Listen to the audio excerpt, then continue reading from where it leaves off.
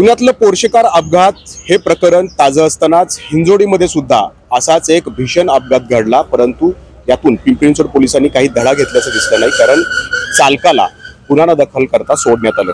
याबद्दल बोलण्यासाठी आपल्यासोबत डीसीपी बापू बंगर सर आहेत। सर, का नेमका हा गुन्हा दाखल केला नाही? कारण जे सीसीटीव्ही दिसतंय अतिशय भयान अपघात आहे, महिलेला नक्कीच त्यामध्ये इजा झाली असेल।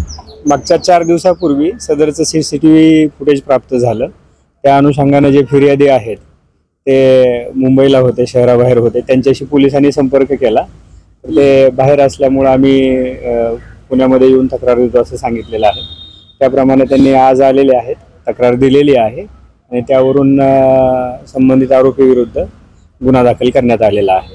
तर सर, ते पीआय जे तिथले आहेत हिंजवडीचे, त्यांच्याशी आमचं बोलणं झालं, परंतु त्यांनी दाखल पहिल्या दिवशी करायला अपेक्षित होतं। सुमोटो जरी गुन्हा दाखल केला असता तरी चाललं असतं।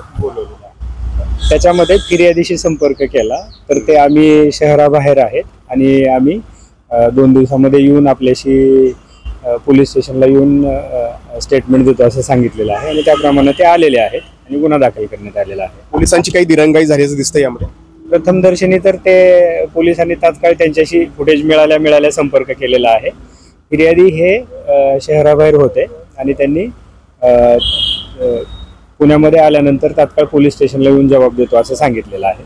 तर या ठिकाणी हे सीसीटीव्ही समोर आल्यानंतर आता पोलिसांना जाग आलेली आहे आणि गुन्हा दाखल करण्याचं काम सुरू झालेलं आहे। नाजिमुल्ला, एबीपी माझा, पिंपरी चिंचवड। एबीपी माझा, उघडा डोळे बघा नीट।